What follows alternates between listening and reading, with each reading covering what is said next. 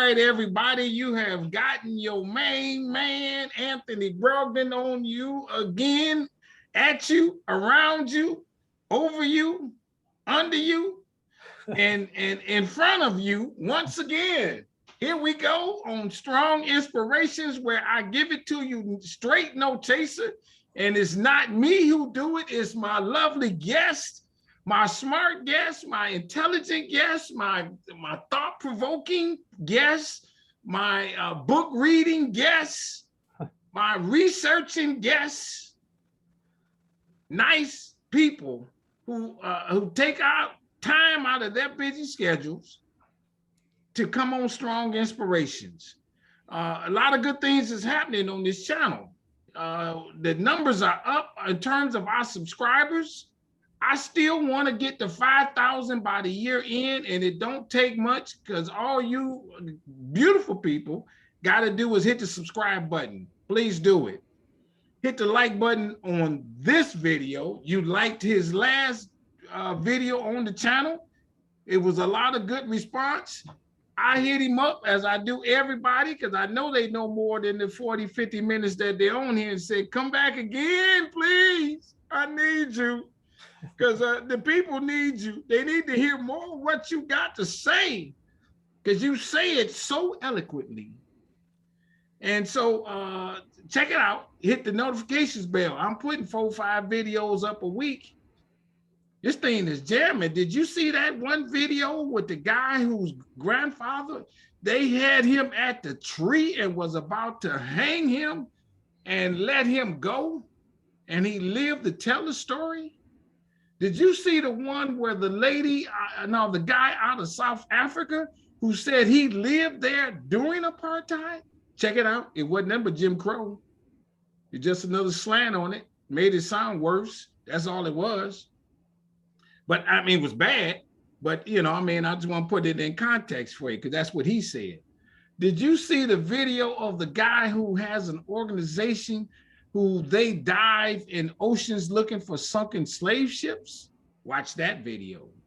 Did you see the video of the lady who said that there would be households in the Washington, D.C. area, and maybe other parts, where one person was enslaved and the other was free, and they were married? Can you imagine that dynamic? And I said, well, dang, well, what's the difference? Okay, one person got paid for it and the other. She said, yeah, that's one difference. The other difference is the one who didn't get paid, at any moment, they could be sold without any reservation. And you wasn't going with them, because where they was going was further south.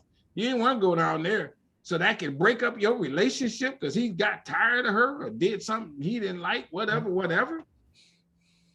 Did you see that video? Did you see the video that I got of the guy that says, really, Jackie Robinson was a better football player? He played baseball real well, but he was better at football. And they chose him, not just that he was the best of them all, but he was a good guy, married guy, not a carousing kind of guy, and said, hey, this is the kind of person that can take the scrutiny of breaking the color barrier. Did you see that video? I can go on and on because the video was on there, and you're going to like this one. You're going to like this video like you liked the last one for sure. I got a festival coming up May 27th through the 9th in Kansas City, Kansas, in the neighborhood called Quindaro. Go to my website, businessintheblack.net, learn more. I'm having a toy drive. I'm going to tell you about it in that same town. Since I'm coming once, let me go earlier and look it over, and we're going to donate some toys to some good kids that go to the Boys and Girls Club out of Kansas City. I got some other events coming up next year. I'm putting it all together. The big thing, though, on my own personal tip, is I'm actually doing a movie here in Detroit, where I'm at. And we starting to shoot it. We're going to be shooting it in the next couple of weeks and be done by January. So that's kind of got my mind, boggled. I want you all to see this movie I got coming out about this teenager growing up without his father. And he gets put into a youth home, get put out of public school. And then as a result of that, they have a program there called Foot Soldiers, where they assign him a mentor. check me out. I'm not playing with you people. I'm not playing. I did a movie called Business in the Black, The Rise of Black Business in America. It's streaming on Amazon. Watch it there, please. It's called Business in the Black, Slaves Who Went to College and Black Millionaires in the 1800s. I name names. I tell you what racists did to destroy Black business. I tell you about that in my movie, and also I tell you about it in my book, Black Business Book. The book is good. Sales are up. I'm running low on inventory, so I called my printer and said, I need a couple thousand more of them books. He says, I'm glad to do it. Send me your money. He said, send me your money. I said, cool. The check is good. And it's because of you, my friends, that are ordering my book. I appreciate all of you all. You can order it on Amazon. Put in Black Business Book, put my name to it too, by Anthony Brogdon. Or go to my website, businessintheblack.net. Now, you hear me use that term strong a lot. Strong is a favorite term of mine. I even got a license plate to say strong on it. And I wish I lived on Strong Street, because strong stands for strength, tenacity, resilience, and a sense of oneness, nobility, and grace, which, as you know, since you've been watching me, is the introduction to my guest. He's a strong man. He got time for us again. Come on, introduce yourself. Let's get it on. Thank you for being here. Oh, it's my pleasure, Mr. Brogdon. My name is Calvin Schermerhorn. I'm a professor of history at Arizona State University. And today I'd like to talk a little bit about the racial wealth gap in the United States. Okay, hold on before you do it. You know what we got to do? We got to ask a couple questions about yourself. Oh, yeah. Where you from again? So I grew up in Southern Maryland, okay. in the south of Washington, D.C., and went to the University of Virginia for my graduate school, and out here teaching at Arizona State now for the last about 13 years. Okay. What triggered this in you to be let's say, for a lack of a better word, a nice guy like this, to tell these stories? So when I was a kid, we lived on military bases in England and Germany. Oh, and really? Difference was kind of hard to see in the olive drab uniforms and the uniformly drab base housing. But when we moved to Maryland when I was about 10 years old, and suddenly things seemed different. And it seemed different in certain ways that I couldn't explain. And that was that going to a school, I passed tobacco fields, and there'd be African-American men out there in the tobacco fields, cutting tobacco, laying them in long rows. When I got to my school, my elementary school, my teacher was Black, my principal was Black, but the janitors were as well. And so I got to know that some of my classmates were getting free and reduced lunches, but yet the white kids in the class weren't.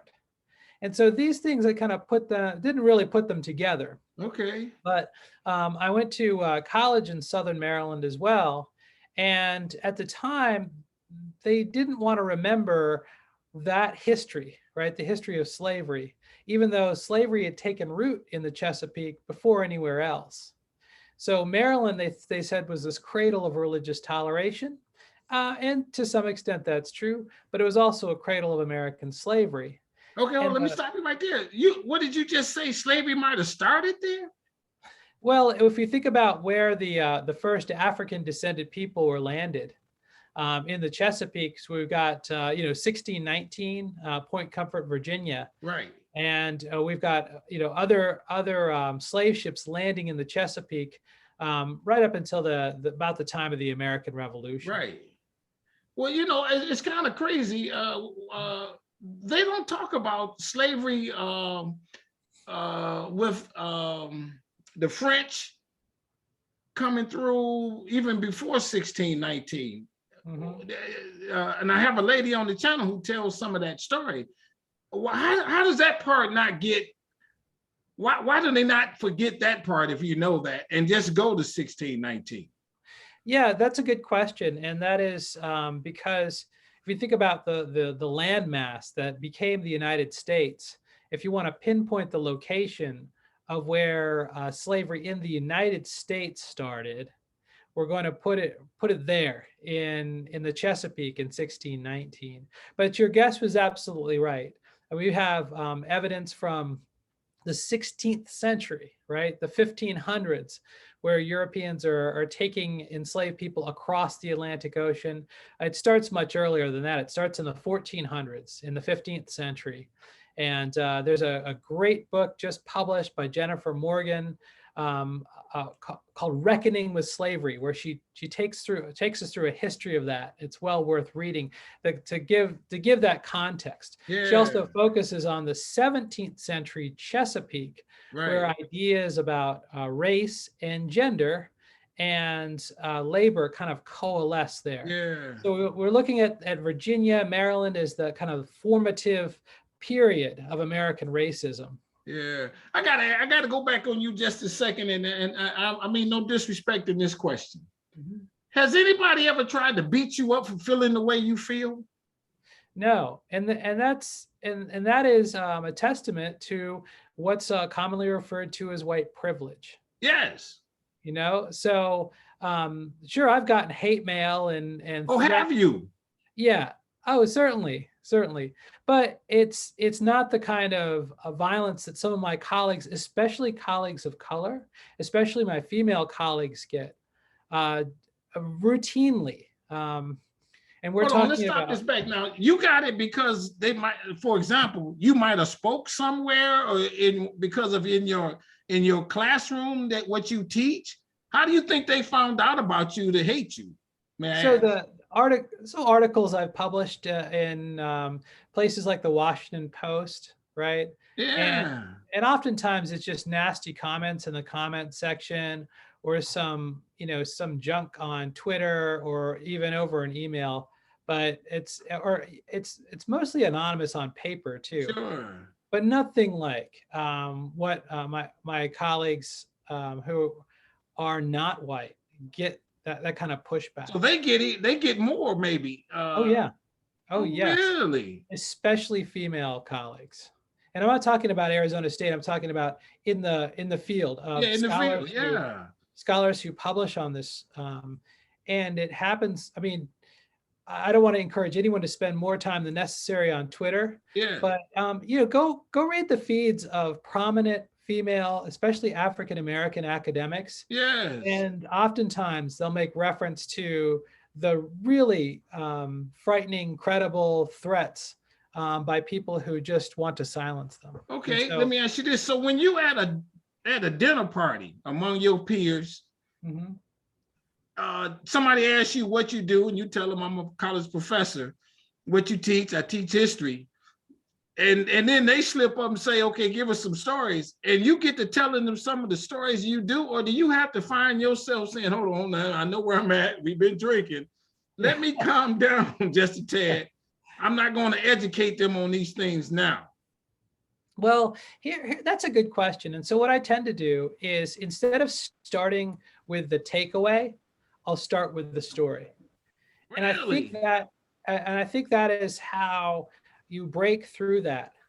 Because if I start saying, well, critical race theory says, right, that's an automatic, we're shut down right there. Yes. Right? That may be a conversation stopper to a lot of people. Yes. But if I talk about a subject like Henry Goings, I can talk a little bit more about Henry Goings and his family over generations, who were enslaved in Virginia, enslaved in Georgia, enslaved in Alabama, who fled to Canada, then after emancipation moved to Grand Rapids, Michigan, and lived in Grand Rapids for a few generations.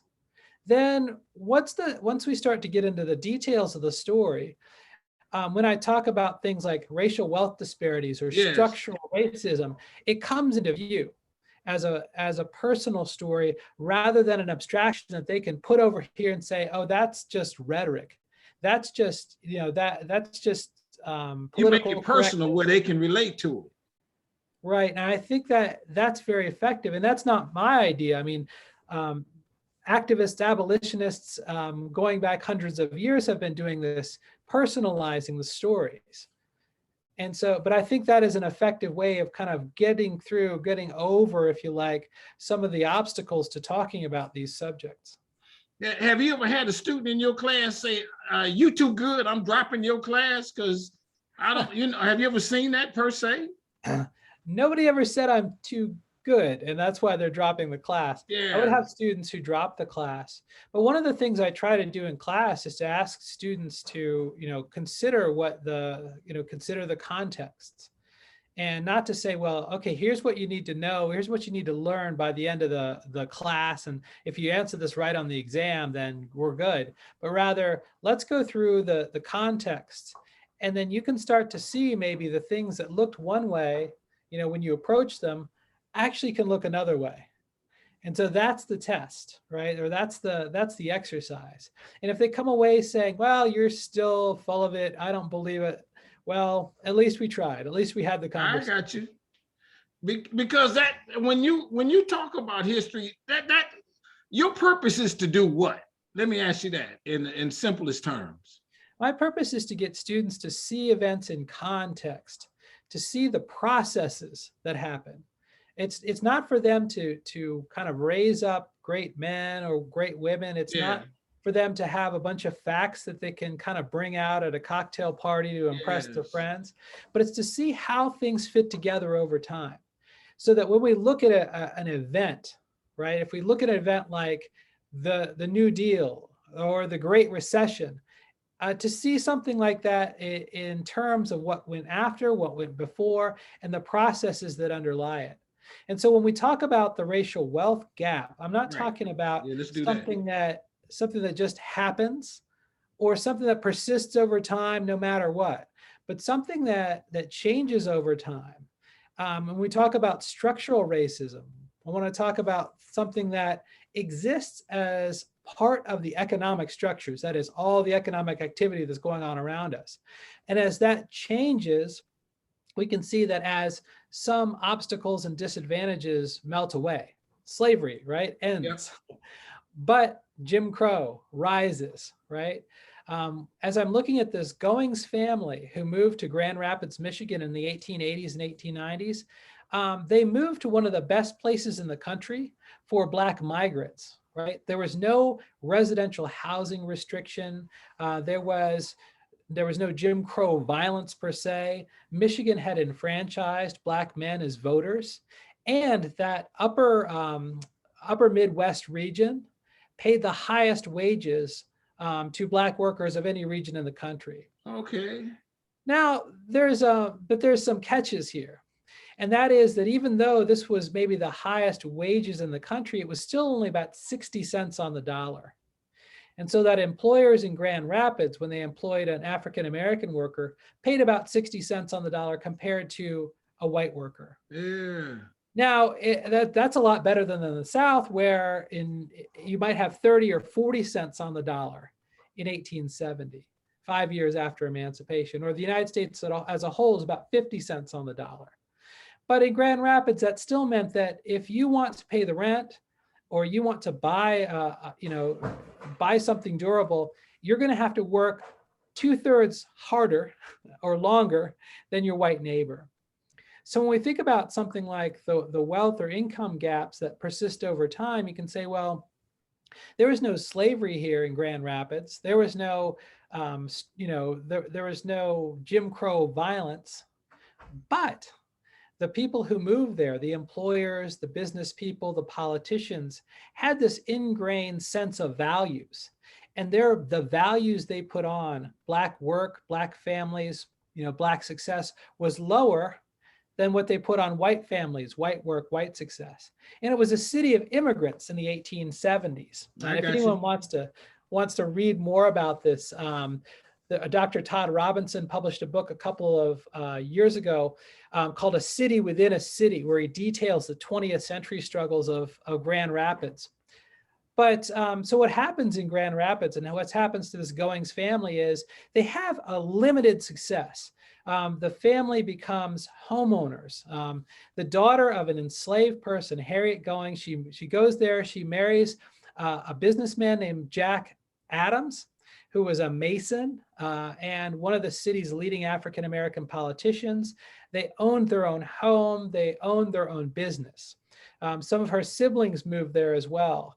Now they had jobs like barbers and hairdressers. They had jobs that these were blue collar jobs because they couldn't get city jobs because the city leaders said, no, sorry, we're not going to let Black men on the police force. Yeah, we'll let you be the pound master or animal control officer, but let's stop right there.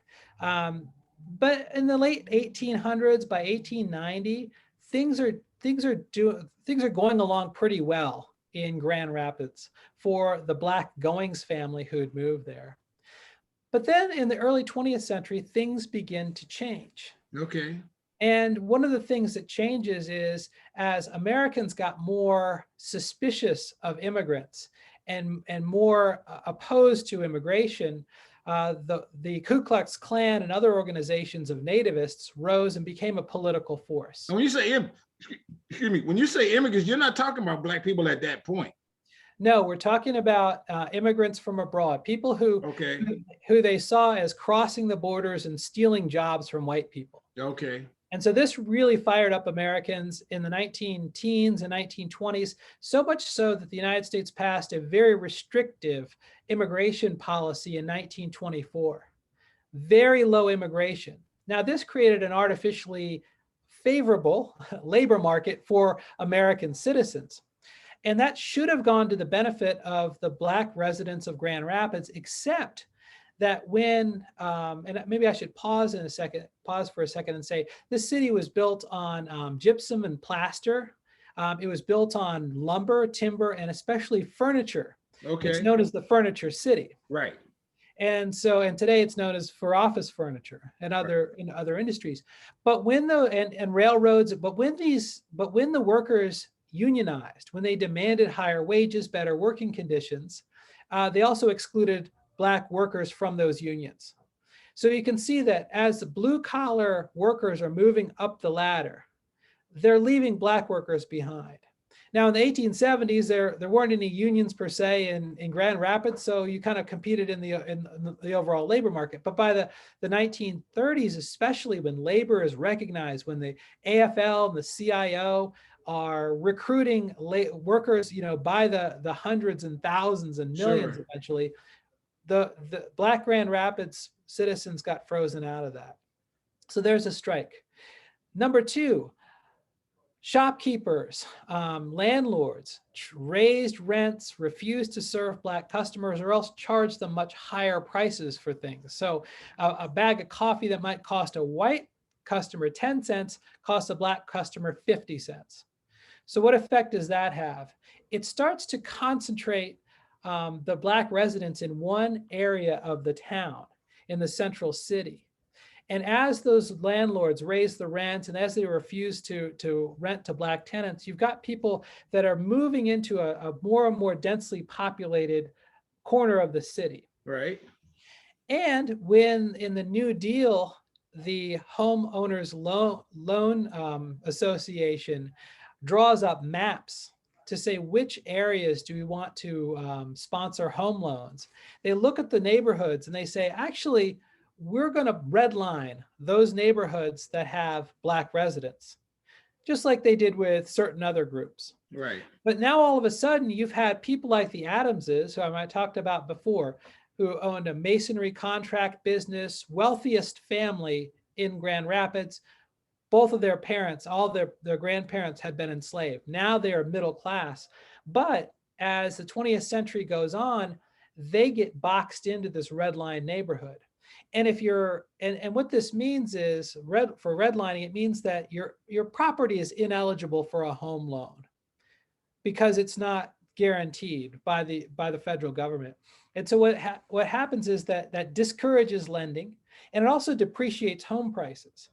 So now you've got this combination of lower wages because the unions have forbidden Black membership. You've got hostile businesses who refuse to seat Black customers. You've got theaters that refuse to admit Black patrons. You've got restaurants that are segregated. And you've got this pressure to move into this place, which has a higher density now of Black families. And the old houses that had once been single family houses are now being chopped up into apartments. And you've got 2 or 3 families living there. Well, one of those families might not even have a bathroom. And since the property is ineligible for home loans, it depreciates. Those assets that were built up over time are now in decline. And so when we think about things like, okay, so now you have a concentrated area of Black poverty, you could walk into Grand Rapids and look around and say, you know what, I don't think these people work very hard, or I think there's something wrong with them. Right. But if you put all this in context, Right. you could say, actually, you put the lower starting wages together with a lack of union work, together with a lack of city jobs, together with a lack of white collar jobs. After a while, the high schools start to segregate. By the way, maybe the name that your listeners will recognize is associated with Grand Rapids was Gerald R. Ford, Right. president in the 1970s. He was from a part of town that became redlined later on. He went to high school in South High School in Grand Rapids with one of the descendants of the grandchildren of enslaved people, right? James T. Going's class of 1928 was a senior when Gerald Ford was a freshman. But that didn't, and that was in the 20s. By the 1940s, that wouldn't have happened as schools segregated. Right. So you've got depreciating property in areas where African Americans are concentrated in one kind of a 1/3 mile enclave in the south of the central city. And so this is the reality, right? And this is happening in the 1940s, 1950s, up until the civil rights era, when Black leaders in Grand Rapids, it reaches a breaking point. And they decide we are not going to take this anymore. There are reforms. But still, when we talk about economic structures and structural racism, this is the result. This enclave, this concentrated area of Black poverty is not the result of the individual choices that African American workers and families have made. It's about the structure of the economy and the geography of the economic geography of the city. Right. And so I love it. You've got places that are okay for home loans. One of the conditions on some of those loans is that you have racially restrictive covenants that say if you want to buy a home in this area, it has to be used by the race it was intended for. And those covenants, this is before the civil rights reforms, those covenants were enforced for 25 or 30 years. Yeah. And now you go to any major American city, Detroit, Chicago, Los Angeles, Phoenix, where I am. Yeah. Those patterns persisted because they were part of federal policy. And Now, how much more vicious was that in the South? Well, the interesting thing is that in the South, it happened as well because the federal home loans were in the South, and it created segregation in parts of cities where that wasn't the case before. But it was masked in the South because there was such a high degree of overt violence. Right. So the Klan in Michigan, like the Ku Klux Klan came to Grand Rapids July 4th, 1925, 3,000 Klansmen out there. They had floats, they had food, they attracted a crowd of 15,000, and they went home. What you've got in many parts of the South were also Klansmen who by night would ride around, torch the houses of African American families, make sure that nobody showed up at the polls, and that sort of overt violence. So this was happening, there's a different Southern story, but oftentimes what we want to believe is that in the aftermath of the Civil War, there was some sort of justice in the North, right? There was some sort of freedom dividend that redounded to freed people in jobs, in opportunities, in housing. And often we forget about the fact that Jim Crow moved north and had a lot to learn from the way that Northerners did it. And in the South, there's a different trajectory, but the process was similar. Let me ask you this: Did the Reconstruction period or was there ever any period that the federal government, let's say, did something that helped Black people, that maybe helped let, other than, the affirmative action type Yeah. scenarios, that helped kind of Yes. make things some even?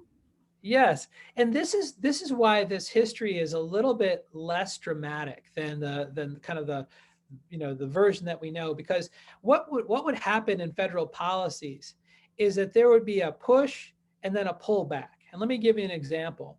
In 1944, Who's as the the United president? Franklin Roosevelt, Okay. right? 1944, the Congress passes the Servicemen's Readjustment Act, or the GI Bill. And this says that in exchange for service, veterans coming back from the war, you get job assistance, you get educational assistance and loans, you get home ownership assistance and loans. Now, this sounds great because there are many, many Black veterans. And my friend and colleague, Matt Delmont, Sherman Fairchild Distinguished Professor of History at Dartmouth College, is writing a book on this called Half American. So African-American soldiers, sailors are coming back, and they're claiming their Servicemen's Readjustment Act benefits, the GI Bill benefits. But they go into the office, and the personnel there say, oh, you want your education benefits? Fine. Why don't you think about vocational education? Oh, you'd like some assistance with housing? Why don't you think about this neighborhood there across the tracks? Oh, you'd like some job benefits? How about a nice blue collar job? Then the white veteran comes in, and the same government official says, have you thought about an engineering degree at the University of Michigan? I Oh, got you. wouldn't you like to buy a house in this Tony neighborhood? Oh, wouldn't you like a white collar job? And so you'd say, okay, well, what happened? What happened with the GI Bill? Did it help Black Americans? Yes, absolutely. Who can deny that the government benefits weren't handed out? But the difference is the way that those benefits became a reality, and that the GI Bill created a middle class, but it also pushed those benefits in a certain direction. Yeah, I got you. And we see this over and over again. It's not that African-American home buyers didn't get loans that were federally sponsored. It's just the majority of properties that were eligible were in neighborhoods that were redlined because they were occupied by Jewish people, by Hispanic people, by African-Americans, right? And so this is the process that's kind of hidden and submerged when we talk about this. And this happens even after the legal discrimination fell in the 1960s. Princeton professor Keeanga-Yamada Taylor wrote a book about this a couple of years ago called Race for Profit. And the argument is that once the legal segregation fell down, was made illegal in the 1960s, you got what was called predatory inclusion. And so now you have a federal government that's trying to encourage Black home ownership. But what's happening in the real estate industry, the industry is as a whole associates Black ownership with depreciation.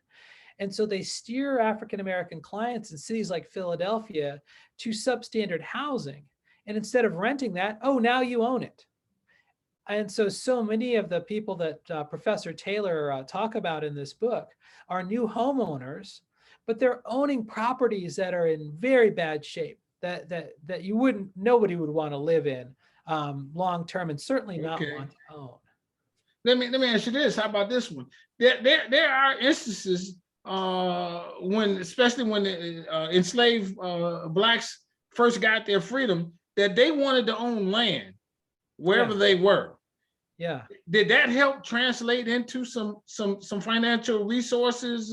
Maybe if only that they sold the land later on, what have you? Absolutely. And so this is another instance where you'd say, well, okay, so things are completely different after emancipation. You have a whole new class of Black landowners in the South. And so if you think back, and maybe I'll stretch your audience's imagination here, think back to that moment of emancipation in 1865 when General Sherman's army arrives on the outskirts of Charleston, South Carolina. You have tens of thousands of formerly enslaved African Americans living in places like Colleton County, South Carolina, Beaufort, Port Royal, all the way down to to Georgia, to the to the Florida coast. And he says, all right, to make good on your freedom, he asks a dozen, actually 20 African-American ministers at the time, and they meet in Savannah in January of 1865. He said, what do you need to make good on the freedom? And they say, land. Right. Okay, land, and enough land to make a go of it, and maybe a mule. So he issues the order, General Special Orders number 15, 40 acres and a mule.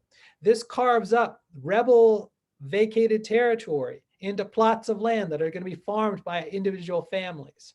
So this is a start.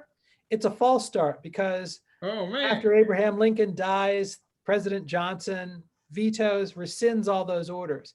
So here are up to 100,000 African Americans, families looking for land, and they work, and they scrimp, and they save, and they buy land.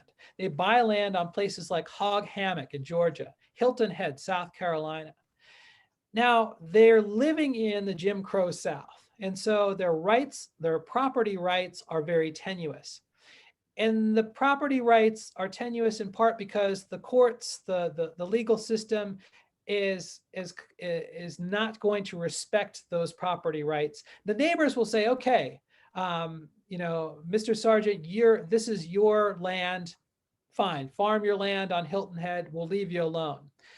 Over time, this land gets passed down to heirs, but those deeds aren't filed. Those wills aren't filed in court. Really?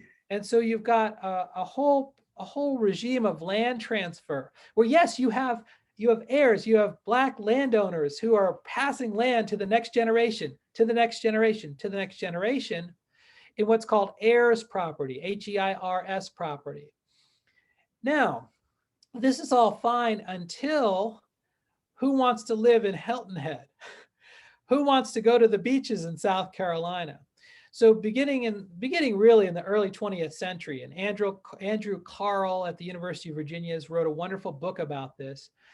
You've got white property developers who go in and chase down the titles to this land, beachfront, nice waterfront property, and they discover there's no clear title here because the original owner is long dead.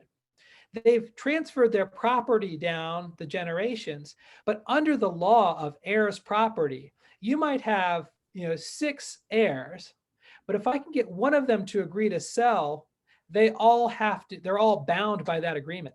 Okay. And so rather than paying fair market value, maybe I'll just ask that one heir, would they take this amount of money for that land?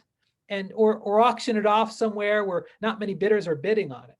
And what happens is land companies come in, they take advantage of the vulnerability of people who are subject to Jim Crow laws over the generations, and they start buying up Black land. And so so Black landowners in this place where emancipation came, with 40 acres and a mule, supposedly, are now decapitalized, dispossessed of this land. And so this happens actually all over the South. It could be beachfront land, it could be farmland, but a lot of the same processes apply. So if your listener, if your viewers want to do a little bit of thumbnail research, just type something like heirs property, South Carolina, heirs property, Alabama. There are projects led by professors, activists, archivists, genealogists that have actually tried to trace down ownership of a lot of this land, but it led to the wholesale dispossession of millions of acres of Black held land in the 20th century that was supposed to be kind of the nest egg, the bedrock of Black wealth following emancipation. Because in many respects, land ownership does signify wealth somehow. Yes, absolutely. And this is a strategy as old as people of African descent have been residing in the United States. That is, ever since the colonial era, if you're a free person of African descent, land ownership is your key to citizenship.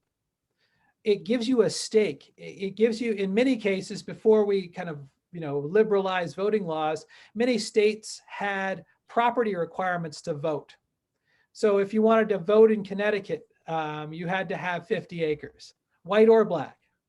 Now, but the logic of it is that your property rights underpin your other rights. Well, I guess I got to ask you, like, say I got a big house and all, I got land, I got 5 acres in the back, but I don't do nothing with it anyway. I'm not no farmer. It's just sitting there and I got to worry about cutting it. How does land mean that I've got money?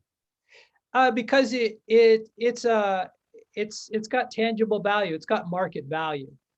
That is that if you did want to convert that into liquid assets, its value is preserved. You buy a car, it's going to depreciate. Right.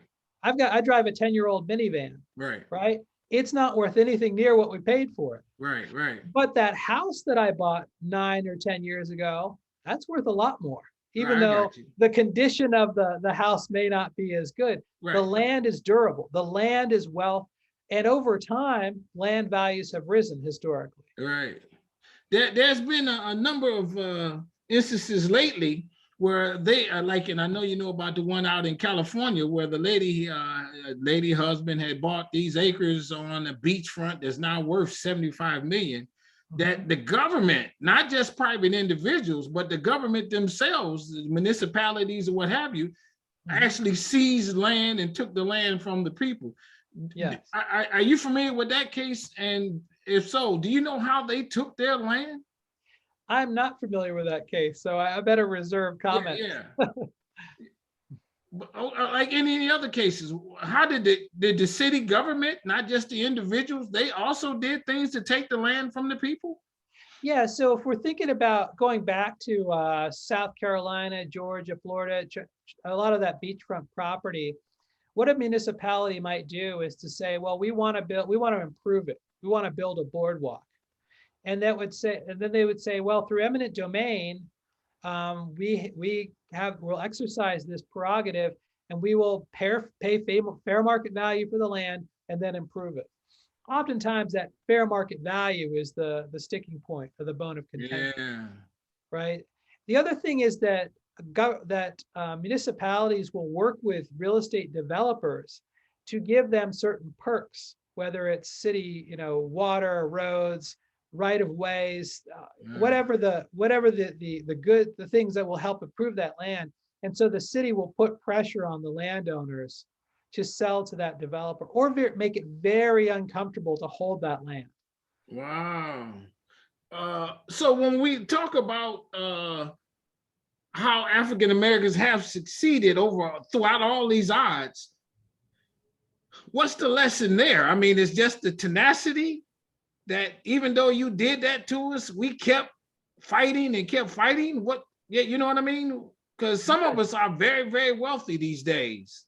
When does that dynamic change? I mean, you got your Madam C.J. Walkers and other people who did those things, but what built a Black middle class? Let's ask that question, maybe. That's a great question. And so the short answer is sticking together. And the short answer is looking for opportunities, exploring opportunities in changing economic circumstances.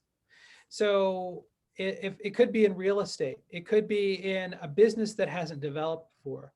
One of the subjects I've been thinking about and researching is Lincoln Ragsdale, who arrived in Phoenix after a stint in the Army Air Corps after World War II.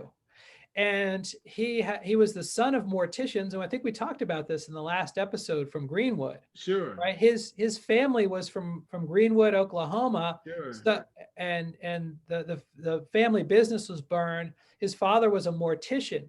He moved to Phoenix and realized there are no Black-owned funeral directors, funeral parlors. And so he got a loan private loan because the banks wouldn't lend to him, opened a business. It was very successful. He allied with Latino funeral directors as well. And he built the business up, and he built a lot of collateral businesses as well. So the Ragsdale family became wealthy. They also became very influential in school desegregation in Phoenix and civil rights issues in Phoenix. And they were successful in part because of their argument. The argument appealed to, your average middle-class white family, and that was, include us. We have no problem with upward mobility. We have no problem with capitalism. Just stop it with the racist restrictive covenants.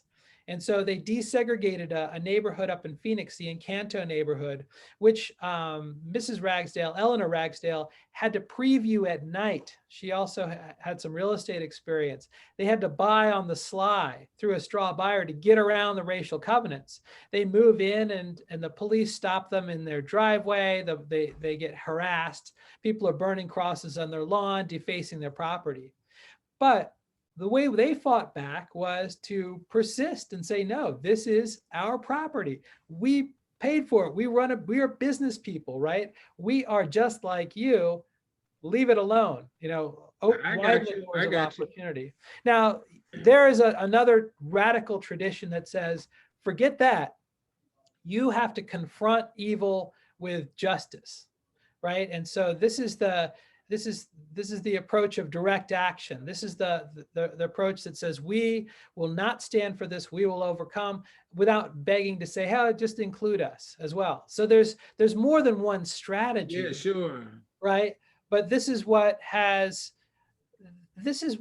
tended to work for the accumulation of property. Yeah. But going back to the earlier point, if you look at the moment of emancipation, where Black wealth stood, it was about 0.5% in 1863. 160 years later, it's only about 2.5%, even though the proportion of African Americans in the United States is relatively unchanged, between about 12 and 14%. So we're seeing that, yes, there are millionaires, there are Black billionaires. And if you look at there's, without going into names, yeah, right? Yeah, sure. Right. But the problem is that the legacy of all these processes, the structural racism, keeps getting reinvented. Right. Okay. So you could say, well, maybe it doesn't matter so much about unions. Unions have integrated, right? But unions integrated at right about the time that blue collar wages started to fall. And so what's next? So what are we thinking about in the new economy? It's tech and finance. It's professional services. Yeah. So that's the key. It's staying ahead of kind of the changes in structural racism. One of the things that happened here in Detroit, when you talk about those housing covenants, is that it was the from what I gather, it was the Jewish families that kind of broke away and said, we're going to sell our house to whoever. Is that normally the case? Was across America? Or and I'm not trying to say anything about Catholics or Protestants or anything, but can we say the Jewish people were our best allies over the years? Yes. And this is something that doesn't get brought up often, but many of those racially restrictive covenants also targeted Jewish people. So the really? Yes, and so the anti-Semitism was broad and deep, and so it would be it's an interesting process, because a lot of Jewish families said, no, we don't want any part of this, right? Because it wasn't just restrictive covenants. You had prohibitions from going to Ivy League schools. There's all kinds of denial of opportunity for American Jews, and it's deeply rooted in American history. Yeah. So that's yes. Yeah. On this topic, is there a question that, something in particular that I have not asked you that kind of comes to mind, like let's say a closing remark or something like that? Yeah. So where do things stand today? So Yeah. back in 1860, you have about a 50-to-1 racial wealth gap, which means that African Americans owned about 2 cents on the dollar compared to white property owners. Today, about 10 cents, right? So now that's a lot of progress, but the thing that we should know is that this racial wealth gap is widening, and that is that the lowest gap was in about the mid 1980s, and since then it's really expanded. So is the income gap. Um, Really? Wealth is what you have, income is what's coming in, right? It's the money that it's your salary. So I may have a huge income, but if I just got that job, I don't have a lot of wealth. I may have a lot of land, I may have a lot of wealth, but I may not be earning anything. So wealth and income are different things, but they're related. And so most wealth in the United States is white wealth. And white wealth has been growing. You think about a Jeff Bezos or Elon Musk, right? These are the poster Yeah. people for white wealth. And what do they do with it? Shoot themselves into space, right? Instead of endow libraries like Andrew Carnegie did. Sure. So you've got this wealth disparity that's growing. It's growing since the pandemic, but it's been growing for the last 40 or so, or 35, 40 years. And what we've seen in this is that what we see in this process is that we have for 50 years, or maybe almost 60 years, we've had legal discrimination being outlawed, right? Yep. You had the Civil Rights Act of 1964 saying you can't discriminate at hotels and restaurants. Right. The Voting Rights Act of 1965 saying you can't have a poll tax. The Fair Housing Act of 1968 saying no discrimination in housing. Well, things should have gotten better by now. Right. But the thing is that with each new advance into tech or services economy, you have new barriers to Black advancement. Okay. And so this is what we need to know, because the racial wealth gap isn't getting better. It's diverging. It's not converging. Really? So if we want to think about this, most white Americans, when polled, say, well, if there is a racial wealth gap, it's negligible and it's closing, when in reality, it's yawning and it's increasing. So much so that when economists look out into the future and they say, well, when will the racial wealth gap close? We're talking hundreds of years. Wow. And in the meantime, the projection is that the typical African-American family will be down to zero wealth by mid-century. That means more in liabilities than in assets. And so we're going in the wrong direction on that if you want to look for a takeaway. And it's not because of any congenital problem with people of African descent. It's because the structures that have prevented uplift in the past are reinvented with alarming creativity. And this travels and tracks into the future. But at the, I guess the closing mark, we've been through it before. You can't stop us. We're not going anywhere. Right, and knowledge is power, because once you figured, once we figure out the racist algorithm in the economy, then you can start to chip away and dismantle it. Yeah. But you need people of goodwill to actually face this and say, this is happening. It's not just, something that's going on in the books behind me or in some academic conference, but something that affects everybody. Yeah. And downward pressure on African-American wages has historically been downward pressure on white wages as well. Yeah, okay. I'm gonna let that be the last question. Then you got me there, and I'm gonna start the question with this one. I interviewed a guy on the channel. Everybody watch it. He's out of Birmingham, Alabama, and he says that if Birmingham was not such a racist town, then they would have had a professional baseball team. They would have had the Delta Airlines, and other things would have sprung off, and Birmingham would be what Atlanta is today in many respects. Could the country have been, if y'all can put a percentage on it or whatever, if we would have had, I don't know, 50% less racism, how much and stopped us from the housing and all the things you cited, how much better the country itself would be if there is such a betterment in the country. Yeah. It would be immeasurably better. I couldn't put a dollar amount on it Yeah, because of the what ifs involved.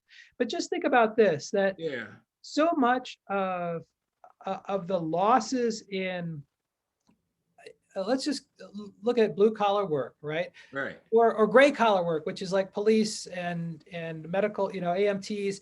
So much of the wages, real wages have gone, non-managerial wages have gone down over the last 50 years. They've gone down because the unions have declined. Why have unions declined? It's because there is a certain racial code that associates unionism, that associates civil rights, that associates kind of progressive policies, if you like, with giving Black people something that they didn't deserve. And the reaction to this is so strong, even though it's not true, that we see a huge decline. And people are left looking around for who to blame, rather than to say, if we had stopped, if we just not, if we'd not had racial divisions in the workforce, right. then that would have united workers to have been a lot stronger. And this comes back over and over again when we talk about just basics: wages, leave, job protections, social insurance or social security, health insurance, Yeah. health outcomes. It's hard to understand. I got a few more minutes. Let's put it in another way. If let's say that I don't know, whatever scenario you want to use, some job industry, if they treated everybody fairly, how much more or how much do they spend not treating everybody fairly? You know what I mean? Is there such a thing as that? Like, how much did the FDA or the FHA spend, and everybody up under that? If they spent $300 treating everybody unfairly, if they would have not spent that money, then they would have made another $500 on top of that. Yeah. You follow me? Is there such a Yeah. thing as that? Well, let me reframe it a little bit, because I Yes. think you're onto something there. Yes. And that is that one of the underlying strategies, which pays diminishing returns over time, Yes. is that if you pay Black workers 60 cents on the dollar, Right. then that's 40 more cents going back to the employer, assuming that the work is comparable. Right. And so the strategy over time has been to strip income and strip wealth from African Americans. I mean, this is the central premise of slavery, right? You do it by force.